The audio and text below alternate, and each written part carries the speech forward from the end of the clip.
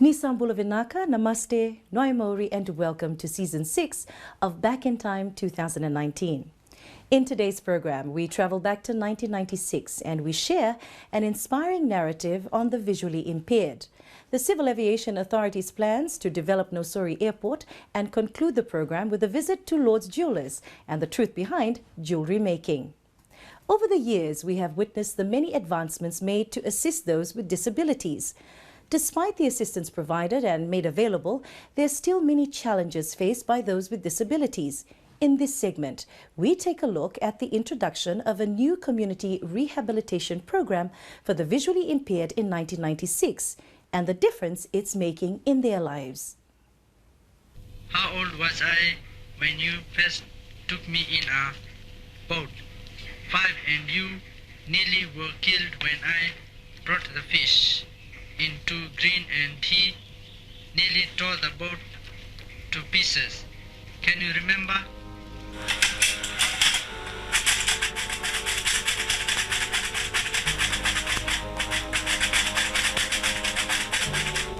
Timaleti Ravolo is blind. She lives in a one-bedroom flat with a cousin whose 6-month-old baby she minds during the day.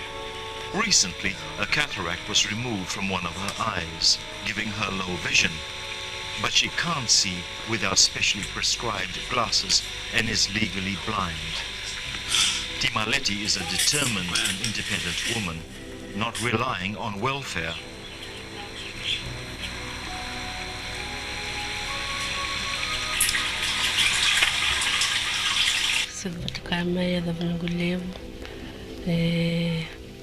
I was born blind. When I came of age, I went to school, but there was no special school for the blind. As I couldn't see, the teacher said I was unable to partake fully in studies with the rest of the class. So I was sent home and grew up knowing only domestic duties. Community-based rehabilitation is a program run by the Fiji Society for the Blind to rehabilitate blind people in the community so they can be independent and and they can cater for themselves. First of all, we have to assess their needs and their ability and also their disability, and we have to, after the assessment, then we have to make a work plan, a rehabilitation plan for them, so we can train them according to that plan, to their needs. I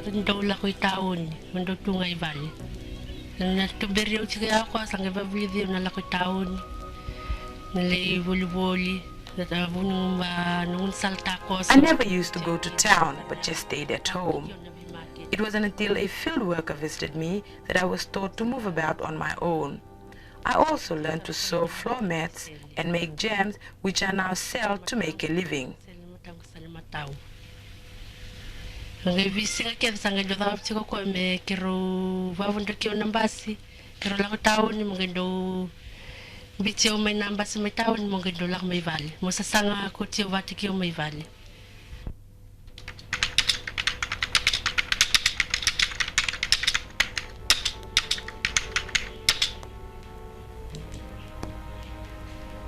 Timaleti is one of many people in the country who is blind or visually impaired. In fact, some 500 known cases of blindness have been recorded in Fiji so far. Those detected at a young age either pursue remedial therapy or are enlisted in a rehabilitation program.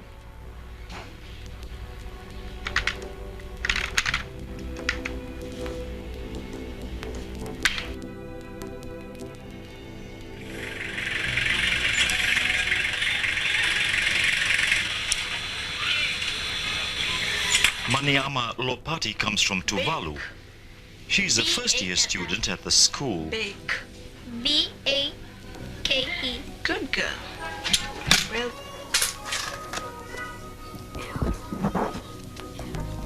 Can you just read this for me? A-B-A-B. Happy. Learning Braille is an important feature in the education of blind children. Their environment and the knowledge of the greater world remains unexplored if Braille skills are not learned. Anila Devi is the head of the Braille department. She also assists the Ministry of Education, Science and Technology in the preparation of examinations in Braille for blind students sitting external exams. For external exam like Fiji Junior schooling and things, I go down to Ministry exam office, so I transcribe there. Anila laughs it off when asked whether she reads Braille as a hobby. No. Why not?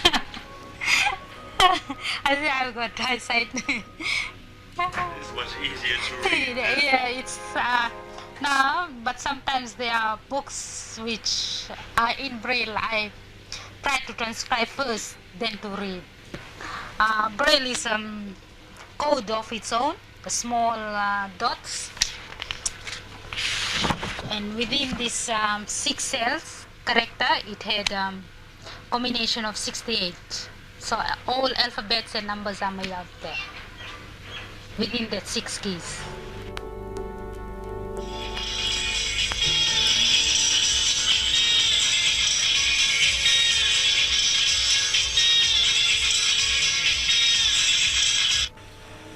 The talking book library and studio help the students to broaden their knowledge. Library material are properly catalogued and distributed to needy students, and information is transferred from books onto tape or cassette. Narend, a former student of the school, now helps out in orientation programs.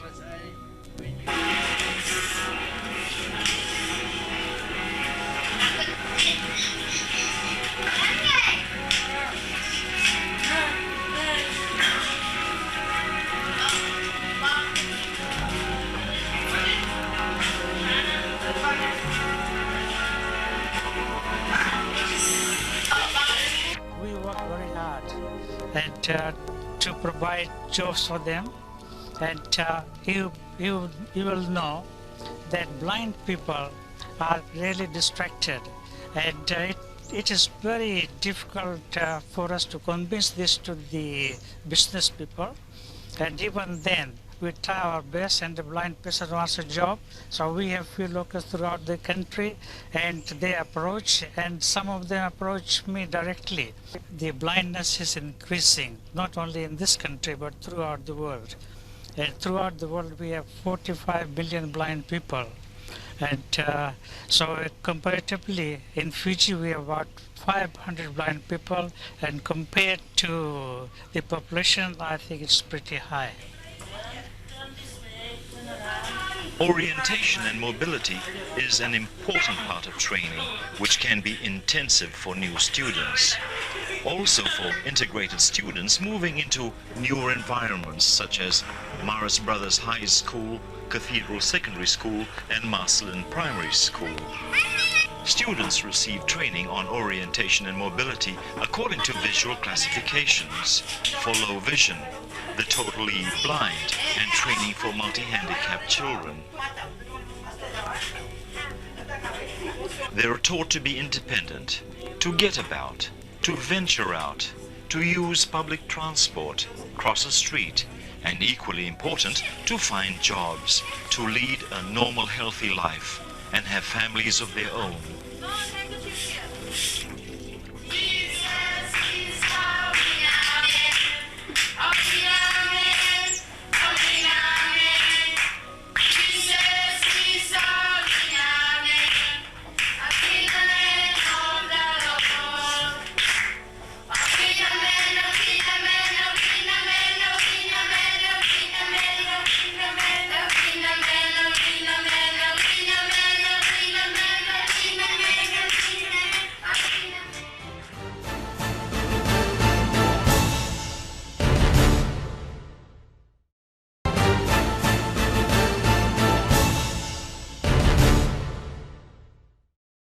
Welcome back.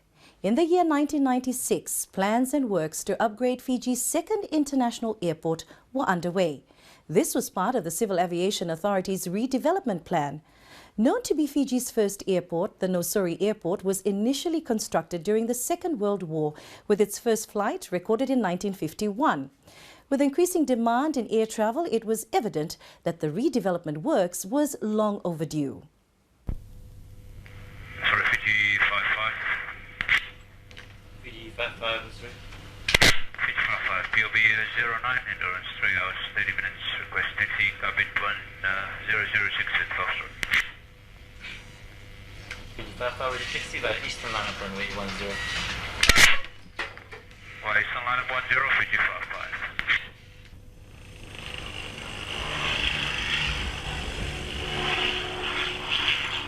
For some people, traveling great distances is all part of a day's work.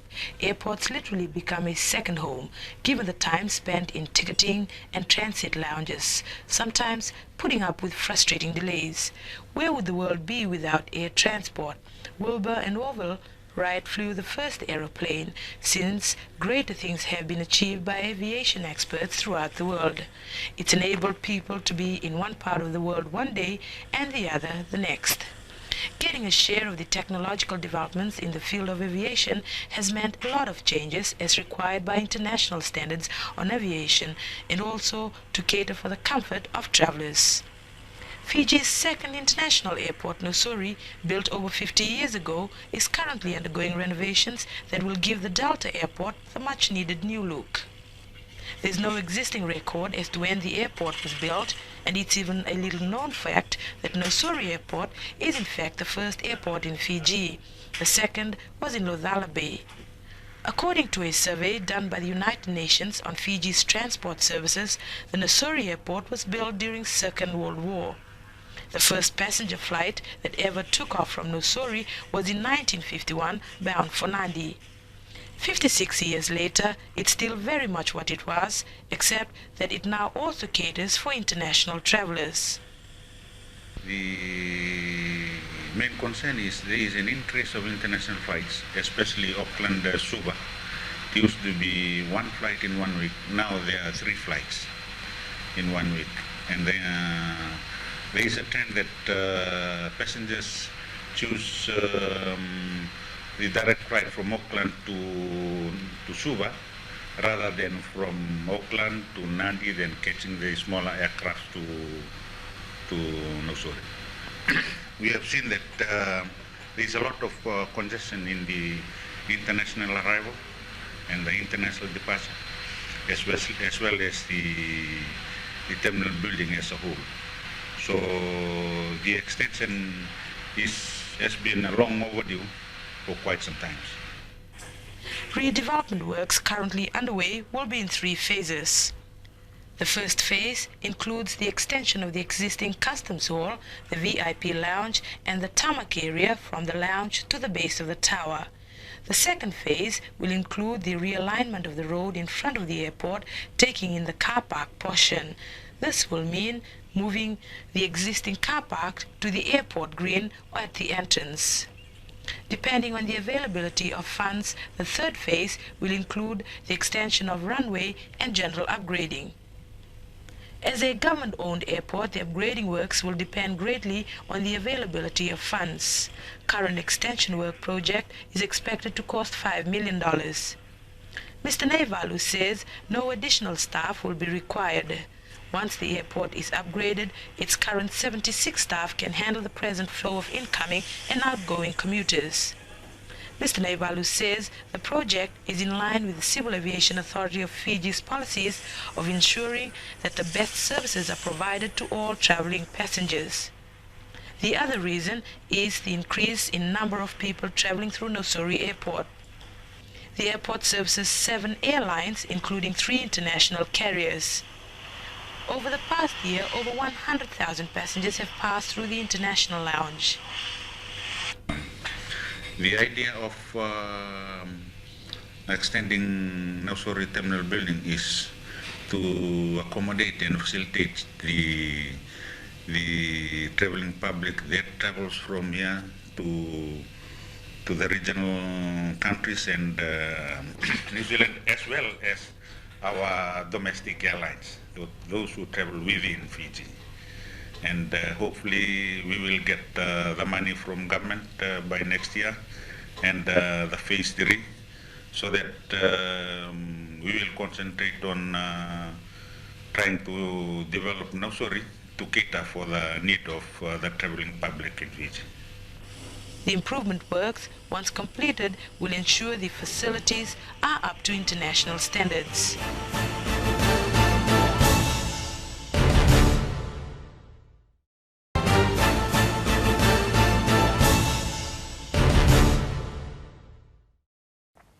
Good evening. To our final story now, and it's about gold. For many years, gold has been viewed as one of the most sought-after minerals in the world, and local company Lord's Jewelers has been for the longest time serving the gold-loving public. But to satisfy that demand, one needs to have the most highly skilled jewelers able to work on the most intricate patterns. You have to solder this so the thing won't break. How hard is it to do this? Just You have to get used to it. this, you see this where the Those gaps. these gaps here. Just put the solder in. Just only small pieces of solder. These are the hands of a jeweler. 24-year-old Sem Mesarahundi from Nakorovo, Raketi in Rewa, has been a jeweler with Lord's Jewelers for 5 years now. Little did he know he'd end up as a jeweler when he left school in 1992. But he was introduced to Lord's Jewelers by a cousin who was working there at the time and has been there ever since. Just doing the polishing and just to clean the items that comes for repairing. And after that, just learn like that, then after that I sit down here and just do this kind. Semesa is one of the increasing number of Fijians who have ventured into the field of jewelling, a field more traditionally played by Indians in Fiji. Him at Lodia can trace this tradition in his family back by 25 generations. I can trace back another 500 years where my ancestors, where they were and how they came up with jewelry and all that, and they were still working in gold at that time. They're all traditional jewelers. So even my father, for instance, when he started working in Fiji, he used to go out on the outbacks from Nadi, that's where we are from, and used to go on horseback, bicycle, spurs, and walk down and with one of those small tin bags and sell jewelry house to house. He make jewelry in the night and sell it by the day, house to house, walk miles and miles. At any one time, Lord's Jewelers employs up to 38 jewelers, some on a contract basis because it's more economical. Worldwide, though, the company employs more than that. New Zealand, Singapore, India, various parts of India, because there are certain skills that cannot just come in. We cannot acquire all skills because there are a lot of specialty products in gold jewelry. Even in 22 karat gold jewelry, there's a different art in different states, different origins of India. Gold has always been significant in the Indian community, especially when it comes to weddings. See, the Indian family, if the wedding is in December, they will start accumulating their jewelry from now, right? This is only getting towards end of February, March. From March, now they will be starting accumulating, so they will have to build up because they cannot acquire funds all of a sudden in December and buy jewelry for their daughter or son, whoever is getting married. So they have to start slowly building up, buy one piece, two pieces. And so our business throughout the year is fairly even. But increasingly, Lord's has received a more varied clientele. You will find that we have a good elite group in the Fijian community, which is now opting for good gold jewelry. There's definitely a lot of Europeans, tourists who come down here, they like to have good gold jewelry. And most certainly Chinese do have gold jewelry. So as gold continues to dominate as the adornment of choice, jewelers will continue to be needed. So at present we have Samesa, and he's been working with us for a few years now. He's a very good worker, very diligent, hardworking, and generally we can say he's got all the attributes that we would like. First of all, in our type of profession, he has to be honest first, right? And that's one of the criteria.